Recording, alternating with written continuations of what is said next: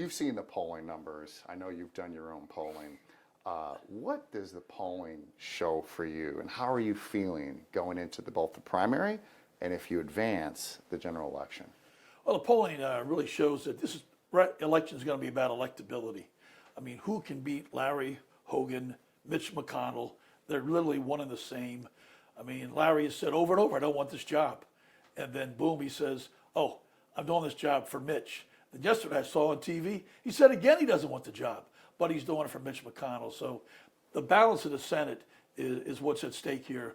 So it's electability, and I think that's what the voters are saying, that we can beat Larry Hogan.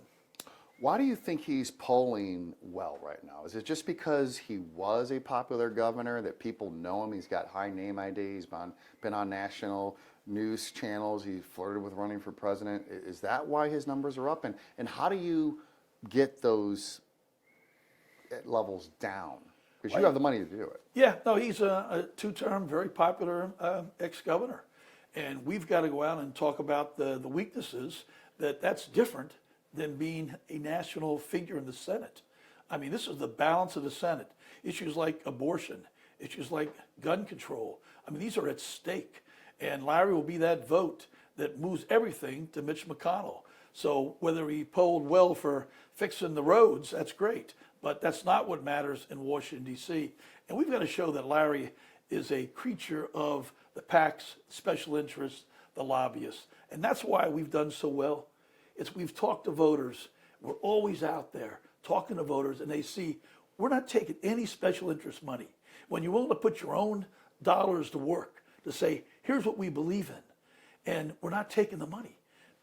Everyone knows they're giving that money for a good reason. They want something done. High drug prices, NRA, stopping our gun safety we should have. Mm-hmm.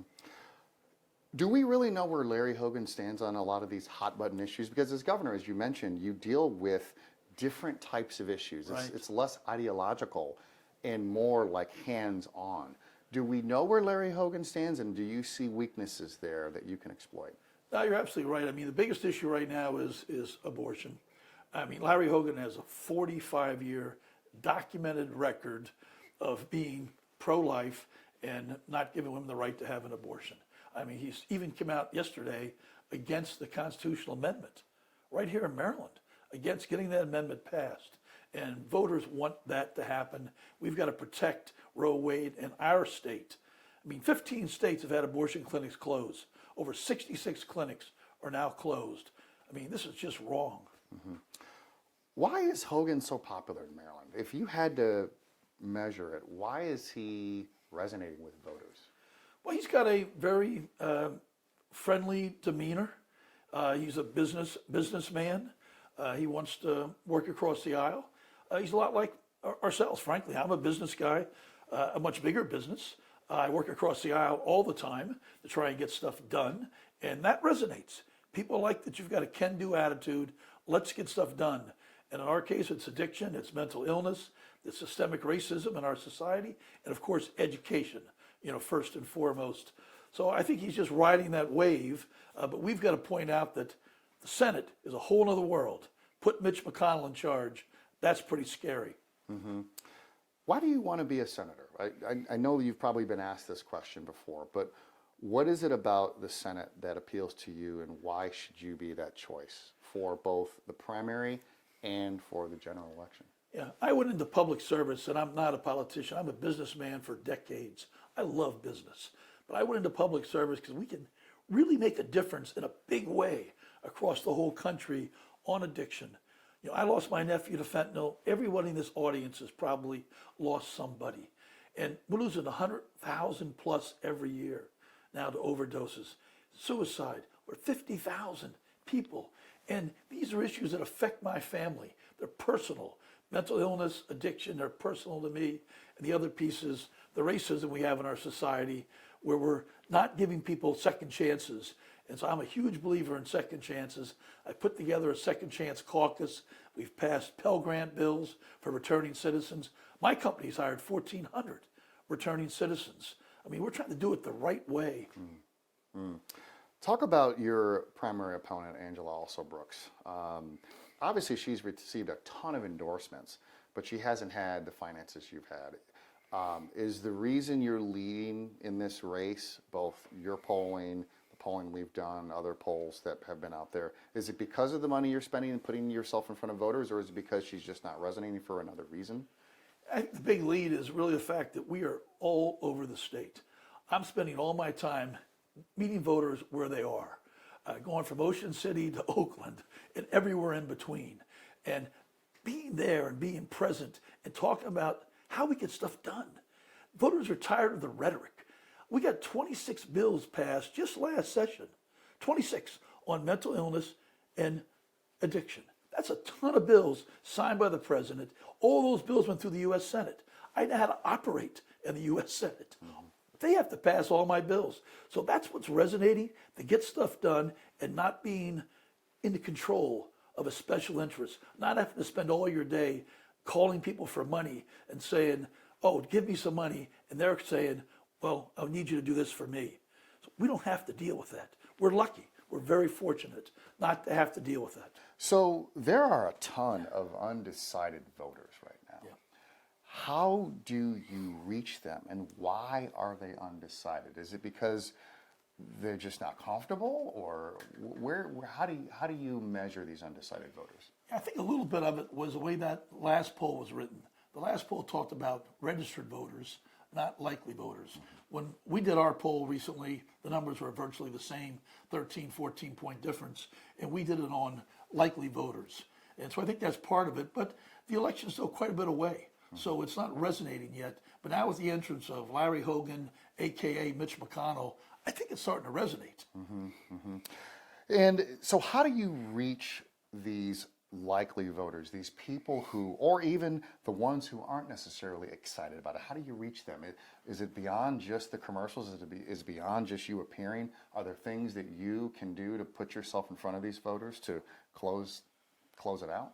It's really finding every group of folks that are receptive to this new election coming up. So it's every Democratic club, it's every local club, it's every fraternity, sorority, getting yourself in front of them, answering their questions, tell them why you're doing this, and then leveraging that. Mm-hmm. So you might have 100 people in the room, and my last comment to them always is, there's 100 here in the room, we need to make this 500. Mm-hmm. You need to talk to 100, 5 of your friends, and let's leverage what we have in each room. Sure.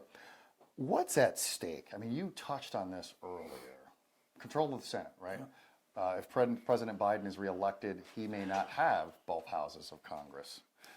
What's at stake, and how do you articulate that to the voters? What will your message be going forward, particularly with Hogan in this race? Because obviously he's in it because there's a chance the Republicans believe he can win it. No, I think everything is at stake here. I mean, this is all about electability.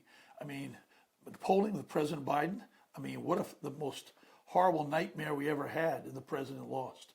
Then if Mitch McConnell with Hogan took the Senate, and we already don't control the House. I mean, the House is completely not effective today. I mean, Speaker Johnson this week can't even bring the FISA legislation up. We haven't even passed the budget yet. So we've seen the chaos in the MAGA Republicans of the House. So the Senate is the last bastion that's actually passed aid to Ukraine, passed aid to Israel, passed aid to Taiwan. They've done the right thing. So we've got to figure out how to hold the Senate, and that's going to resonate throughout this electorate. Mm-hmm. Last question. How has your time in the House helped prepare you for the Senate, and why should you be there over Angela Alsobrooks? Well, I think you hit the really key point there is the House is really the Senate. They're all the same. They're literally connected.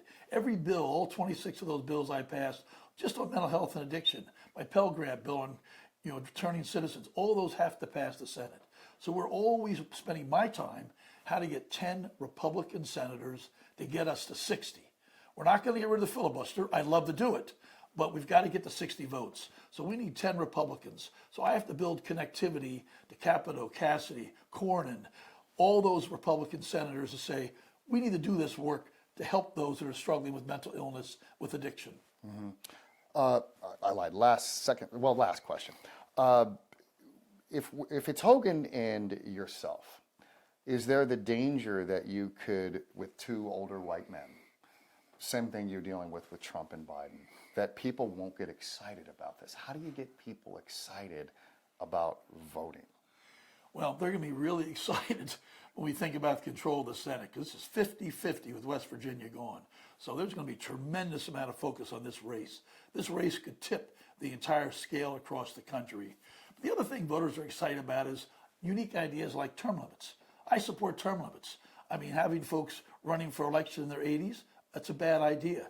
We support voters, members of Congress not becoming lobbyists, eliminating all the PAC and lobbyist money, eliminating individual stock trading, having blind trusts. So all those are ideas that have been fought by Washington for years, but there are things we've got to have a dialogue and start talking about.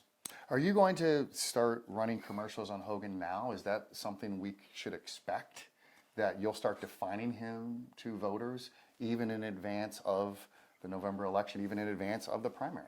Now, we're not going to get ahead of ourselves. We're going to focus on May 14th, turning out our voters, delivering our message, getting stuff done, not taking special interest dollars, and stay on that core message.